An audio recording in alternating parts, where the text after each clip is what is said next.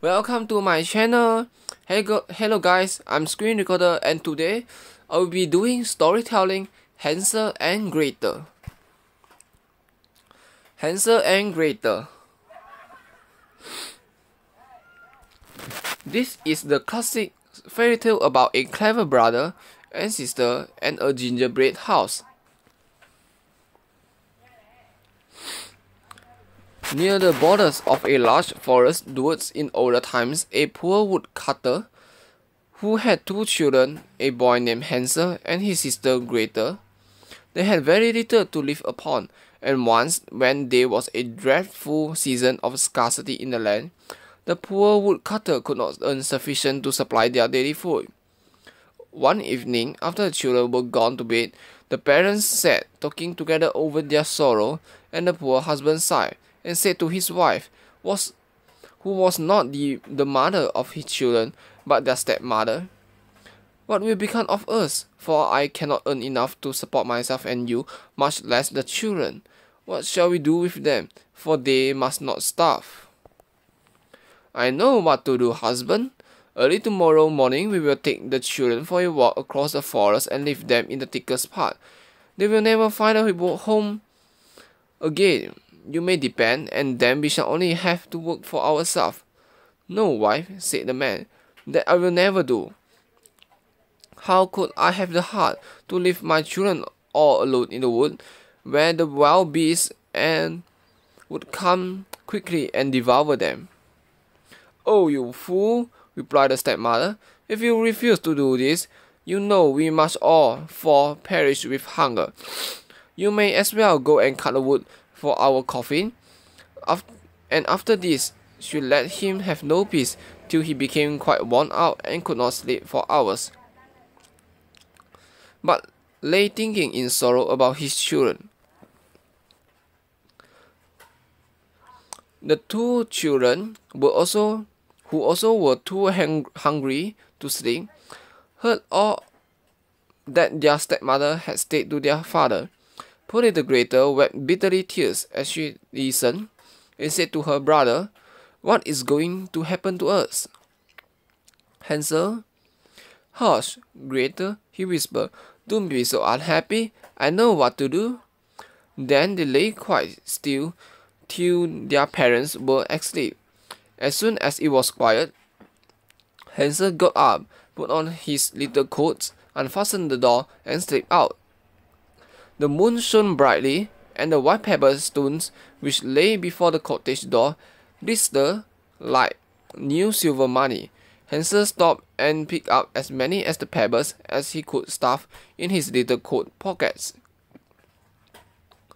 He then went back to Gretel and said, "Be comforted, dear little sister, and sleep in peace. Heaven will take care of us." Then he laid himself down again in bed and slept till the day broke.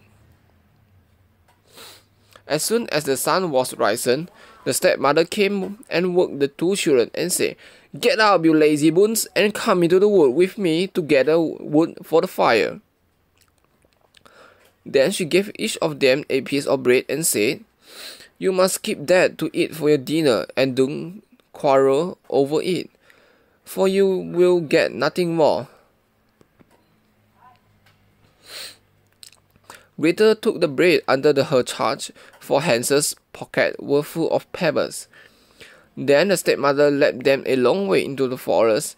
They had gone but a very short distance when Hansel looked back at the house, and this he did again and again. At last his stepmother said, "Why do you keep staying behind and looking back so?" "Oh, mother," said the boy, "I can see my little white cat sitting on the roof of the house, and I am sure she is crying for me." "Nonsense," she replied, "that is not your cat. It is the morning sun shining on the chimney pot." Hansel had seen no cat, but he stayed behind every time to drop a white pebble from his pocket on the ground as they walked. As soon as they reached a thick part of the wood, their stepmother said, "Come, children, gather some wood, and I will make a fire, for it is very cold here." Then Hansel and Gretel raised quite a high heap of brushwood and faggots, which soon blazed up into a bright fire, and the woman said to them, "Sit down here, children, and rest, while I go and find your father, who is cutting wood in the forest. When we have finished our work, we will come again and fetch you." Hansel and Gretel seated themselves by the fire, and when noon arrived, they each ate the piece of bread which their stepmother had given them for their dinner, and as long as they heard the strokes of the axe, they felt safe, for they believed that their father was working near them. But it was not an axe they heard, only a branch which still hung on a withered tree, and was moved up and down by the wind. At last, when they had been sitting there a long time, the children's eyes became heavy with fatigue, and they fell fast asleep. When they awoke, it was dark night, and poor Gretel began to cry and say, "Oh, how shall we get out of the wood?" But Hansel comforted her. "Don't fear," he said. "Let us wait a little while till the moon rises, and then we shall easily find our way home." Very soon the full moon rose, and then Hansel took his little sister by the hand, and the white pebble stones, which glittered like newly coined money in the moonlight, and which Hansel had dropped as he walked, pointed out the way. They walked all the night through, and did not reach their father's house till break of day.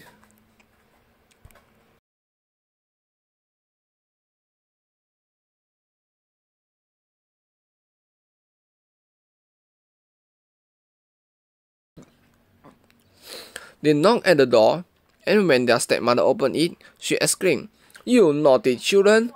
Why have you been staying so long in the forest? We thought you were never coming back." But their father was overjoyed to see them, for it grieved him to the heart to think that they had been left alone in the wood. Not long after this, there came another time of scarcity, and one in every house. And the children heard their stepmother talking after they were in bed. "The times are as bad as ever," she said.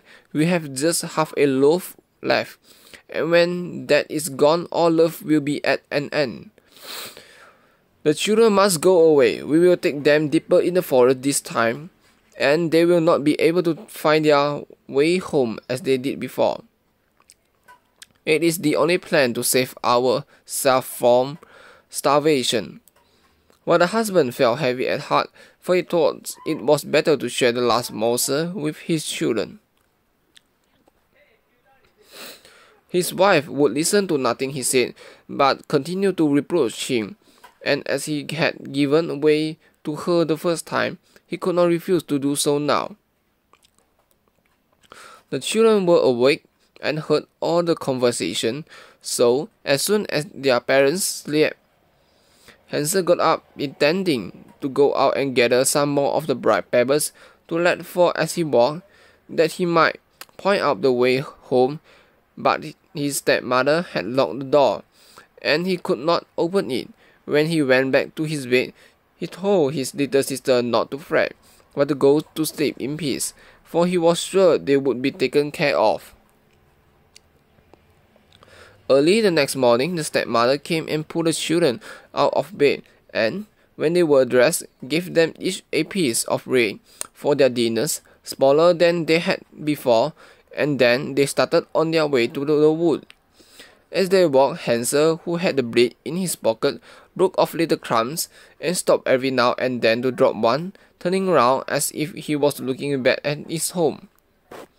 "Hansel," said the woman, "what are you stopping for in that way? Come along directly." "I saw my pigeon sitting on the roof, and he wants to say goodbye to me," replied the boy. "Nonsense," she said. "That is not your pigeon. It is only the morning sun shining on the chimney top." But Hansel did not look back any more. He only dropped pieces of bread behind him as they walked through the wood.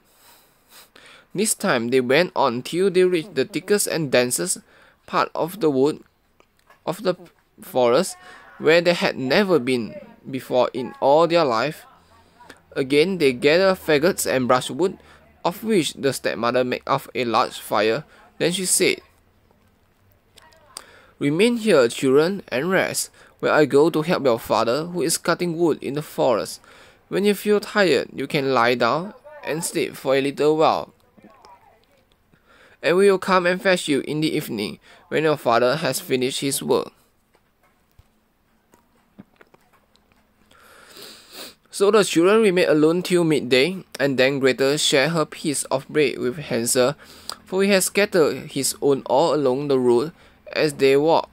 After this they slept for a while, and the evening drew on, but no one came to fetch the poor children. When they awoke, it was quite dark, and the poor little Gretel was afraid, but Hansel comforted her, as he had done before, by telling her that they only wait till the moon rose. "You know, little sister," he said, "that I have thrown breadcrumbs all along the road we came, and they will easily point out the way home." But when they went out of the thickets into the moonlight, they found no breadcrumbs, for the numerous birds which inhabited the trees of the forest had picked them all up.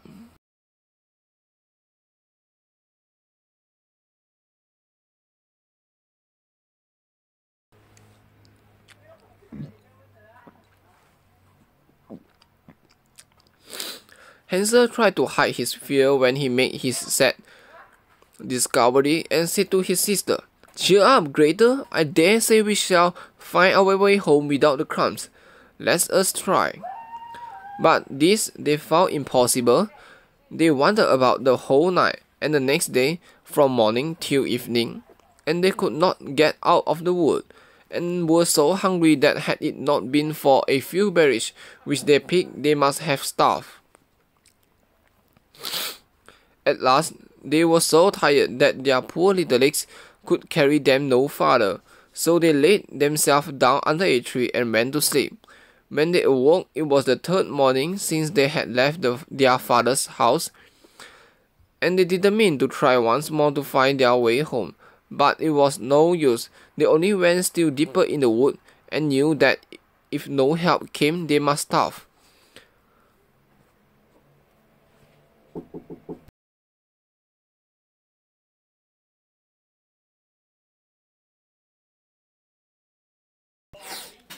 About noon, they saw a beautiful snow-white bird sitting on a branch of a tree.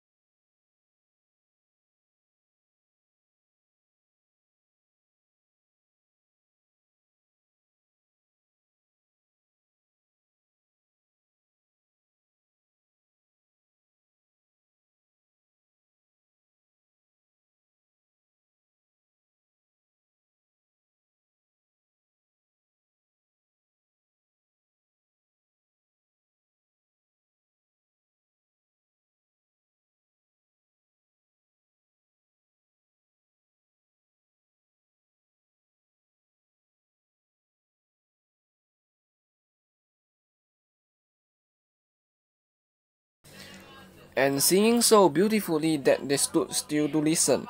When he had finished his song, he spread out his wings and flew on before them.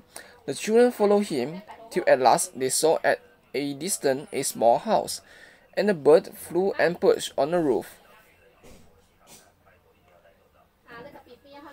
But how surprised were the boy and girl when they came nearer to find that the house was built of gingerbread and ornamented with sweet cakes and tarts, while the window was formed of barley sugar. "Oh," exclaimed Hansel, "let us stop here and have a splendid feast. I will have a piece from the roof first, Gretel, and you can eat some of the barley sugar window. It tastes so nice."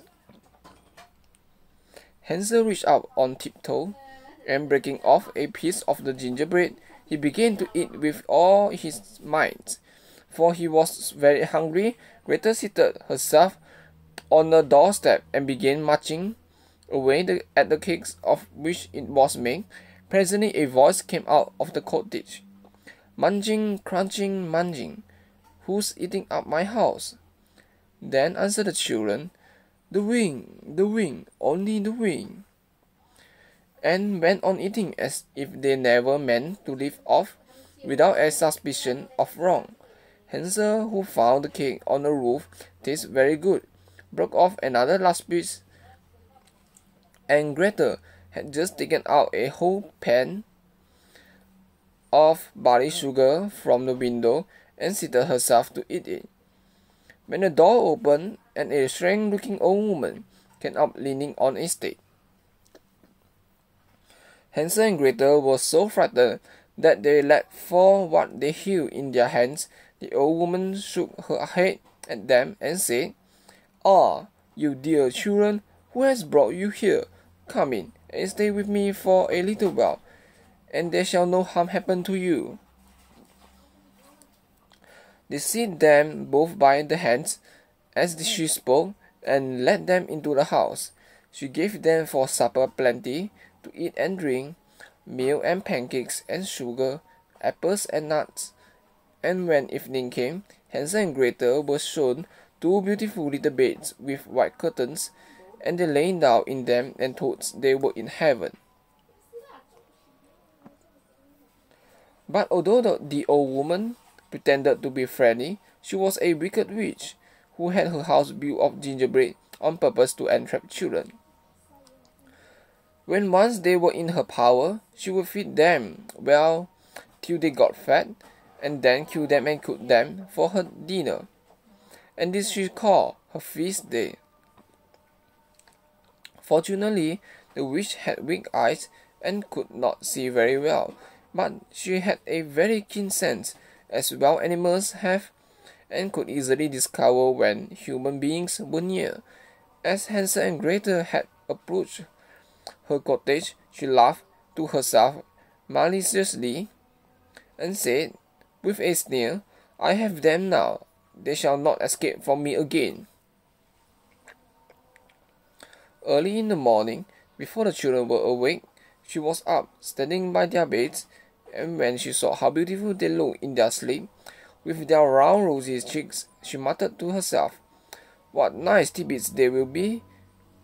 Then she laid hold of Hansel and her rough hand, dragged him out of bed, and led him to a little cage which had a lattice door, and shut him in. He might scream as much as he would, but it was all useless. After this, she went back to Gretel, and shaking her roughly till she woke, cried, "Get up, you lazy girl, and draw some water. Then I will boil something good for your brother, who is shut up in a cage outside till he gets fat, and then I shall cook him and eat him." When Gretel heard this, she began to cry bitterly, but it was all useless. She was obliged to do as the wicked witch told her. For the poor Hansel's breakfast, the best of everything was cooked, but Gretel had nothing for herself but a crab's claw. Every morning the old woman would go out to the little cage and say, "Hansel, stick off your finger, that I may feel if you are fat enough for eating." But Hansel, who knew how dim her eyes were,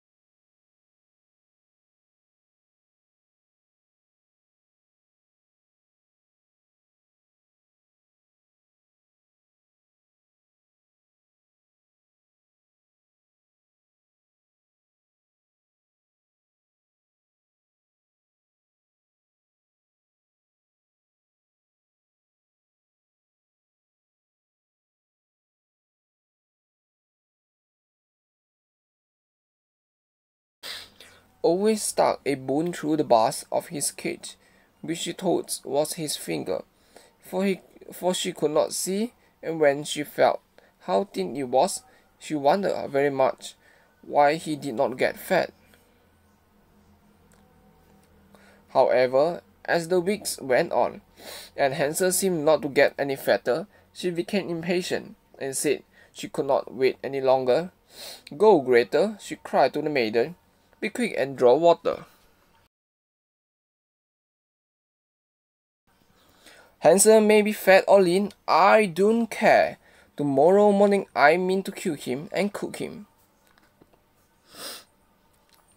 Oh, how the poor little sister grieved when she was forced to draw the water, and as the tears rolled down her cheeks, she exclaimed, "It would have been better to be eaten by wild beasts, or to have been starved to death in the woods. Then we should have died together." "Stop your crying," cried the old woman. "It is not of the least use. No one will come to help you." Early in the morning, Gretel was obliged to go out and fill the great pot with water and hang it over the fire to boil. As soon as this was done, the old woman said, "We will bake some bread first. I have made the oven hot, and the dough is already kneaded." Then she dragged poor little Gretel up to the oven door, under which the flames were burning fiercely, and said, "Creep in there and see if it is hot enough yet to bake the bread." But if Gretel had obeyed her, she would have shut the poor child in and baked her for dinner instead of boiling Hansel. Gretel, however, guessed what she wanted to do and said, "I don't know how to get in through that narrow door." "Stupid goose," said the old woman. "Why, the oven door is quite large enough for me. Just look, I could get in myself." As she spoke, she stepped forward and pretended to put her head in the oven. A sudden thought gave Gretel unusual strength. She started forward, gave the old woman a push which sent her right into the oven. Then she shut the iron door and fastened the bolts. Oh, how the old woman howled! It was quite horrible to hear her, but Gretel ran away, and therefore she was left to burn, just as she had left many poor little children to burn. And quickly Gretel ran to Hansel, opened the door of his cage, and cried, "Hansel, Hansel, we are free.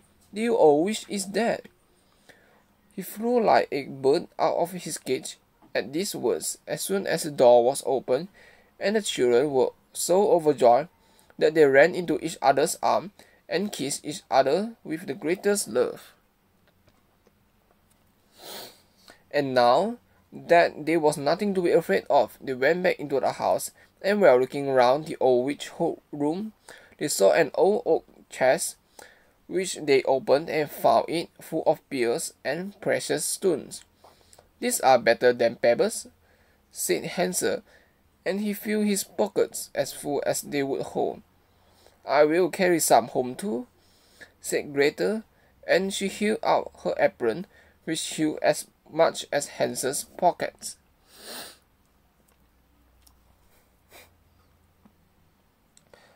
"We will go now," he said, "and get away as soon as we can from this enchanted forest." They had been walking for nearly 2 hours before they came into a large body of water. "What shall we do now?" said the boy. "We cannot get across, and there is no bridge of any sort."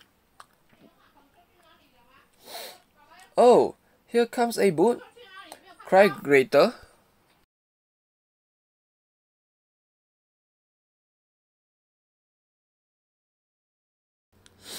"Oh, here comes a boat!" cried Gretel, but she was mistaken. It was a white duck which came swimming towards the children. "Perhaps she will help us across if we ask her," said the child, and she sang.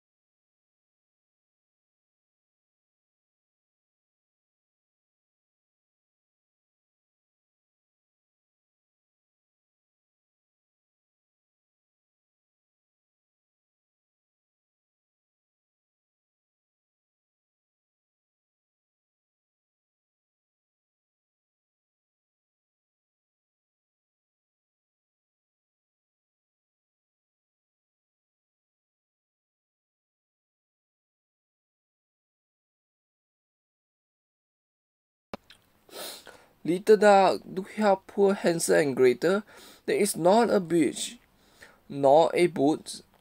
Will you let us sail across on your white back? The good-natured duck came near the bank as Gretel spoke, so close indeed that Hansel could see himself and wanted to take his little sister on his lap. But she said no, no. We shall be too heavy for the kind duck. Let her take us over one at a time. The good creature did as the children wished. She carried Gretel over first, and then came back for Hansel, and then, how happy the children were to find themselves in a part of the wood which they remembered quite well. And as they walked on, the more familiar it became, till at last they caught sight of their father's house. Then they began to run, and bursting into the room, threw themselves into their father's arms.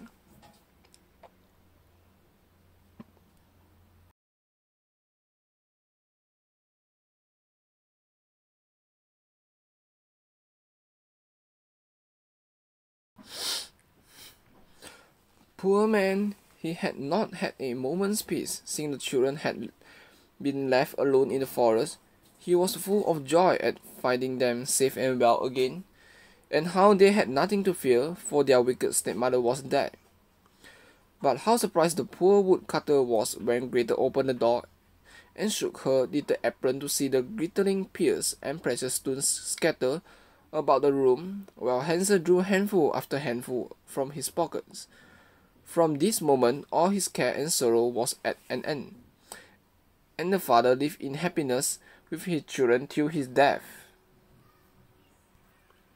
This is the end of the storytelling Hansel and Gretel.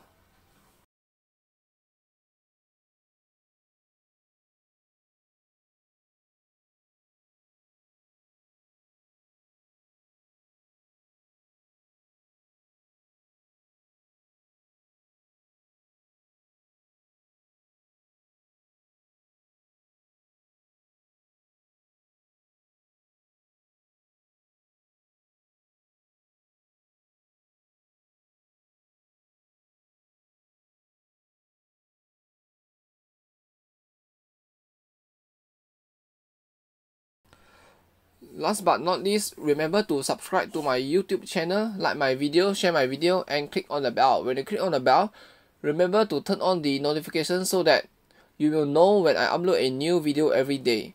Comment below for any things or any topic you would like to see on my next video.